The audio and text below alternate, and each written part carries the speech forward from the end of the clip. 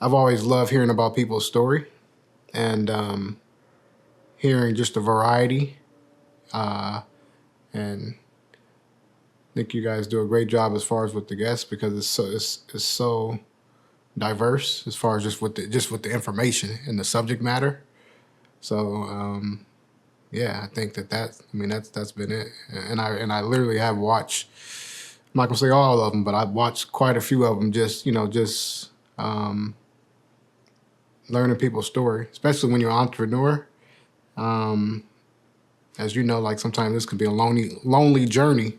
So if you're not in direct community, sometimes you can kind of create your own community just from information. So just hearing other people's story, and it's also been sometimes it's encouraging just to hear because sometimes you may think that your journey may be singular as far as like, man, I'm the only one going through this. But then when you hear someone else's story, it's like, oh, okay, this is cool. It's not just me. I'm on the right path or I'm on the wrong path. But just hearing other people's story, I think, and just the way it's shot, it's minimal, but it's impactful.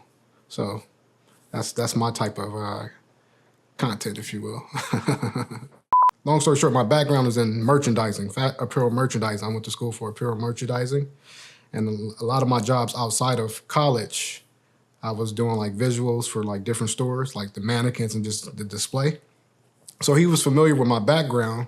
And because he had lost someone, like one of his key staff, at such a pivotal time, like the transition to holiday season, he just asked me if I wanted to work for the holiday season. Long story short, I ended up working for him like for almost 2 years. But specifically, I was in charge of merchandising the books. And within that, and I mean, not to disclose this information, but this is not a bookstore at all, but he has like the stock of like a art bookstore. It's so many books. And because I was merchandising them, I got familiar with a lot of them. And in that process, I realized that it wasn't a lot of, one, Black publishers, but specifically like just publishers of color. Instead of getting mad, I kind of like, okay, maybe this is something I should explore. And I just kind of like just dove straight into it as far as just like how to, self-publish, but specifically art books. And I chose art books because that was my concentration. I've always enjoyed, looking at things. I'm a visual person, so yeah, that was essentially, but it started with me trying to create something for myself. And then just kind of like diving into the art book world and just realizing, this is 2015, realizing how,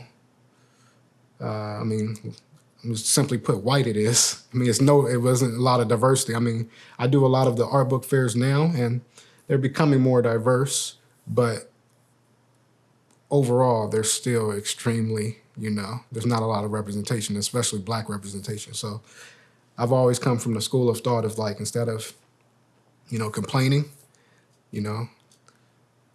create your seat at the table or create your own table essentially. So that was kind of like the origin of me just kind of like getting into the art book world essentially. I always either create my own lane essentially, but I'm able to create space and bring others with me.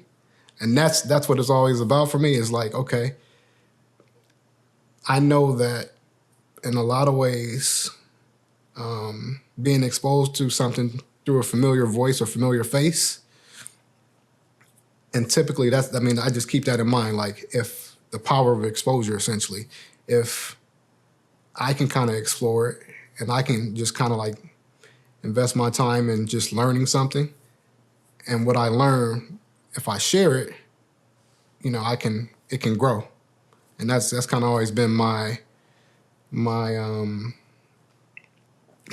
essentially. It's like, I know if I get at the table, I can bring more people with me. Or I can create my own table. What I'm most proud about of my journey is that even my hardship hasn't hardened me. I still approach things with an open mind. I'm still pure. And I'm still like open-minded and willing to help other people, even though that hasn't always been my journey. And from that, I think, God has continued to bless me because I haven't, met energy, essentially. I haven't tried to do to others what have been done to me, essentially. And I think because of that, there's abundance, but it does, when I have my moments and I kind of just think about it, it doesn't always feel good. But then I come to my realization, it's like, don't take it personal, which is another thing. Sometimes it's hard not to because of so much of my work is personal. But I realize that, this is one of my favorite quotes, and it's from Dom Kennedy. Theirs ain't got nothing to do with yours. So just like always keeping that in mind, it kind of helps me navigate, Sometimes hardship can make you jaded, or in addition to being jaded, like you could just get bitter. And that hasn't happened to me, to like where I'm still optimistic. I still have good faith in people, even though some of my experiences have been the opposite. I know when I focus on, I guess my relationship with God, essentially, what man doesn't really affect me. Even though, in real time it may, as far as feelings go, like it may hurt, but like overall I know that I'm covered and I know that things always work out. So yeah, that's one of the things I'm most proud of, is just that my hardships, or, a lack of a better term, hard times haven't humbled me, essentially, A lot of my projects are centered around, wellness or joy. I'm not one of those artists who try to turn pain into, I can do that, but I think my best work is coming from a place of joy, and that's what I try to create in my work. But I also try to spark conversation. So a lot of the work that I've done in the past has been centered around like a prompt, and it's just sparking conversation, just like challenging people to reflect. And yeah, I think that's been an effective way as far as me doing my work. The artwork that I create, that's how I've kind of navigated it. One of the things I've always had a problem with is like, it seemingly like Black artists can never just be or just exist. It always have to be some trauma narrative attached to it. So early on, like I decided that wasn't the type of work that I wanted to create. Like one of my intro was through a project that I created called Simple Things. And it was just an exploration of the simple things that brought me joy. And it was through illustration, just drawing different objects that brought me joy. And I kind of created like a narrative to go with these objects. And it's an evergreen project. Like it connected with a lot of people. And I had a lot of pushback because the expectation, like, for me to like, so what is this really about? I just like a Mexican Coke. Like, that's it. Like, it's no, nothing happened drastically to me for me to like draw this thing. That this is exactly what it is. I just want to exist. So that's kind of been, I made that decision early on that that's how I wanted to navigate. And then all my projects essentially has been evolution of that. But yeah, I think for me, it's really just about existing as I am. I don't have to, even though I've been through a great deal of struggle, I like the next man, but I don't lead with that. In 2016, I did like this photo essay on South Central, essentially. And the way I documented it was just like the things that oftentimes would be overlooked, but, I composed it in a way to like where, I composed it in a way to like where it was just showing a different side. Like I'm always about like, how do I show the humanity in these things that have been discarded? And, sometimes it's with a narrative and like why it's important to me. But that's always like what I lead with is like joy, Even though I know everything is not sweet, but there's enough people there's enough information for bad things, essentially, or not, I wouldn't say bad things, but things that kind of depress you, especially in this time that we're in, which is also something that kind of I'm also cognizant of, because, you know, there's this thing of like toxic positivity. Like, I never want to make sure that I'm being insensitive to what's going on, but I also just try to have some balance to what's already out there in the ecosystem. That's typically how I go about it. I try to make things beautiful first. And from there, that kind of gets them interested. And then my thing is like the medicine and the candy, you know? So I package it in a way to like where people can get it, and with these complex ideas, but I'm putting it in a way that's palatable, you know? That's kind of like my whole business model and how I kind of navigate what I do. And then when it comes to like real complex topics, I tap, you know, my friends who are experts to provide some type of validity, especially when you're talking about mental health. I tap, you know, some to have, and it's always a balance. It's a great deal of people where they're sharing just their story, and then I have experts, and I kind of converge those two to present something. I mean, that's essentially what my publication is, Find Peace, Keep Peace. I created this zine in 2018. It was actually my part of my Simple Things series. And this one was kind of like a collage. It was just all these different elements combined into one. And Find Peace, Keep Peace was just like a meditation that I was kind of like meditating on, essentially, a phrase that I was meditating on. And I put it in this zine in 2018. Didn't even think anything of it. It was kind of like a word art that I created. Fast forward to the next year, I had this other project called the 21 Day Project, where for 21 days I would commit to one thing and I would turn it into a zine. So for this particular one, I asked 21 people for 21 consecutive days, how do they define peace of mind and what do they do to maintain it? That was like the prompt. And I captured their image, I captured a portrait of them, and I recorded their answer, and I turned it into a zine. Yes, my space's name is Pillar. Man, this space has been a long time coming, bro. It's so 10 years ago, no, 12 years ago, 2013, 2014, I had a business partner at the time, and we was working on getting a space in Leimert Park on Degnan, like the main part.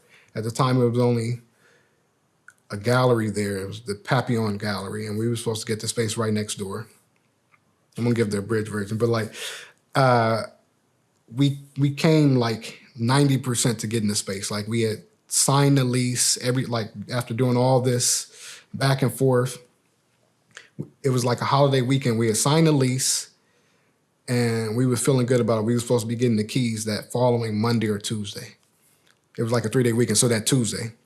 That, mind you, leading up until then, the brokers, the real estate brokers and everything, they have been extremely responsive, replying to our emails, our tech, like everything. But that Tuesday come when we were supposed to get the keys, all of a sudden they're non-responsive. They weren't responsive. They essentially ghost us. And we didn't get a call back, or they didn't reply to our email until like 2 days later. And it was like very cold and vague, like, yeah, we decided to go a different route. And it was like, all this time we've been, like, we just knew we had it. So long story short, my business partner at the time, we had momentum. I was like, man, we like working on, we had been working on this concept, like, we can't let this energy die. And we was just checking in for like a year and a half. Long story short, like 2016 or 2017, we ended up getting a space in West Adams. And at the time, it was always, I came up with the name, it was Pillar. And it was more aspirational. We wanted to be a pillar to the community. I dropped my car off, and he was like, I'm gonna walk home. But instead of walking the easier route, I was like, I'm gonna take the scenic route. And I just happened to walk by this space.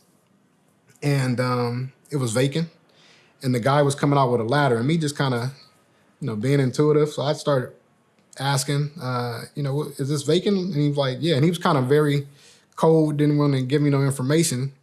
And I was like, you mind if I go in? He was like, yeah, man, do whatever. He like not even paying me any mind. And I went in, and it used to be a nail salon. Essentially, they had, during COVID, they had left abruptly just because of, COVID. And so it had been vacant for a couple months, but just didn't know it. And when I went in, the very first time, I kind of like put it out there. I was like, okay, I see the potential in this. Like, this is going to be my space. So I asked for the information to the owner, and she didn't have any information for me. She was like, check back next week. That went on for 8 months. Every week, I was just checking back. Finally, so this was like maybe January or February 2022. It wasn't until August when she was like, I think we're getting close to the space being, complete, which is crazy that she said complete because all the work I had to do to get it right. But anyway, I ended up getting the keys in September of 2022. It probably would be easier in a lot of places because, the barrier to entry as far as just like understanding this, the understanding the value and just like what's in the store, it will come with less explanation essentially if I'm in another area. But it's important for it to be where I live or where I grew up in my community, because like I have a motto like we deserve nice things too. I think there's this expectation that we're supposed to just accept, scraps essentially, or, accept, whatever's given to us. And also there's this expectation that like, we don't understand high quality things or, so I'm dispelling all that by having the space where it is. It is a lot harder, I will say that. But I think just a lot of the youth that's come and just like them being exposed to like another way or seeing someone that, wow, you actually created this here, I think that's kind of what it's been for me. Is just thinking about, I'm always thinking about the youth, or my reference point is little Lorenzo, like what would he like? If you cater and, just speak to those 1,000 people who support you, you can have a success. You can have a life as an artist or whatever. If you just cater, instead of just trying to appeal to everyone, you focus on the people who actually do support you. So I say all that to say that for me, that's why it's so important for me to do these fairs, even though a lot of times you're spending more money than you're making. But I look at a lot of it as beta. And, it's like, this is my opportunity to touch the people who may see me online. And if what I'm creating resonates in real life, then I'm on the right path. Just doing different pop-ups, just throughout different parts of the city, especially LA, how complicated it is to like commit to something. You commit to that one thing in that one area, like you're probably not doing a whole bunch of stuff in one day. You commit to that one thing. So understanding that, I've done pop-ups in so many different cities where people have actually come to support me. So that's when I think about real impact. Could I get people from leaving the comfort of their home to come see something that I've created? And that has happened several times, and that's what I always have to remember, because it's so easy to get caught up in real time, like, this is not translating the way I wanted it to. And then some of it's like, okay, you maybe have to do something different. But as far as questioning my path, I don't necessarily do that anymore, because I think what I'm creating and what I've continued to create is only getting better with time. I think, especially in this day and age, like where everything is this instant gratification. And no shot to anyone who just decides they're going to do a book. That's fire. Me personally, I like to see my journey. I like to see where, and I think that's kind of like how I've always been, like as far as, that's also what keeps me inspired creatively, is that I set these little milestones for myself, even when, you know, I don't know if that's rooted in scarcity. I mean, we probably should unpack that a little bit, but like, I always set these little milestones as far as like, no, I'm not going to get the biggest thing. I'm not going to go out and get, you know, the top of the line thing. I want to work my way up to it. That way, when I get that thing, I can appreciate it a little bit more, because I know, you know, there was some experience or journey that led up to it. Between 2015 and 2016, I got into like yoga. I started doing yoga. I was doing all types of stuff, trying to meditate, do all these things, but it was temporary. And finally, in 2017, a couple of my friends are therapists.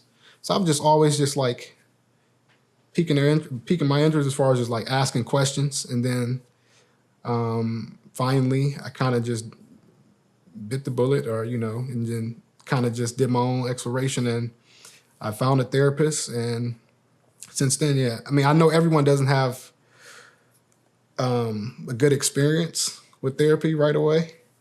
And I know that my situation or my experience is not like everyone else. Like the therapist my first therapist, even though I did a lot of research and kind of just calling around, but the therapist that I had was who I still see to this day, and it's been such a great experience.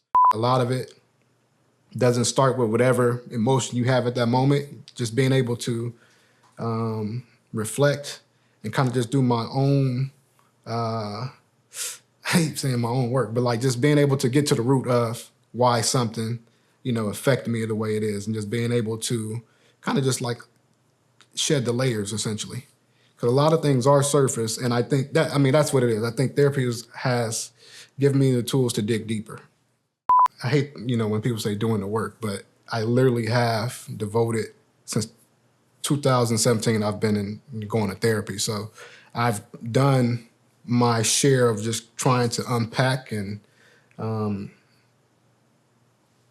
kind of understand, you know, what has shaped, like some of the things that have shaped my life and why I think the way I think, and just kind of getting to the root of it.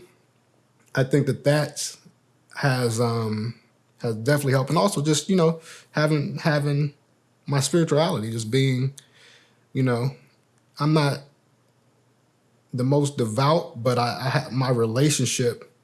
I mean, I talk to God like he's one of the homeboys. You know, I'm constantly in communication with God.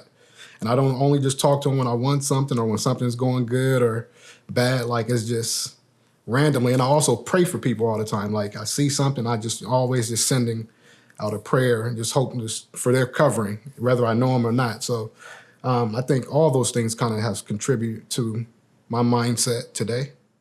I'm just being mindful, I think, because that's what it is. But I think it's overused. So I'm being aware of that, because people say do the work, especially in this day and age when everybody, like, mental health is a commodity, essentially. And, you know, everyone is selling wellness. Everyone is selling, you know, the work. There's all these social media gurus. So I'm being mindful of that. Possibly I'm thinking about what other people think, but that is essentially what it is doing the work. I mean, you know, I think that it's just been overused. This didn't happen overnight. Like, there's been cyclical steps, and I've literally documented every step of the way. Also for a little Lorenzo, you know, who may not have a mentor, but he can find something, and he can kind of, if you deep dive, I'm leaving breadcrumbs, I'm leaving game just throughout the whole time. So, but yeah, I definitely I have second guessed myself, but it's temporary. Like, I know that with my consistency, I usually make it to the finish line. It may be rocky, but I can attest that, like, I am one of those people who do the things that they said they're gonna do. Man, I wanna just thank you for seeing me. Thank you for giving me the opportunity to just, you know, share a little bit of my journey, but I feel seen, and I appreciate it. That's all I wanna say. And may this thing that you've created continue to grow. That's my prayer for you, is that may this continue to grow as big as you want it to be. And the fact that this is it's not a huge production. I don't know if that's even what you want, but if that's what you want, I pray that it continues to grow, and that's, all the things that you want, you get, man, because this is a beautiful thing, just to give different voices, the microphone, essentially, to share their story. So those are my final words.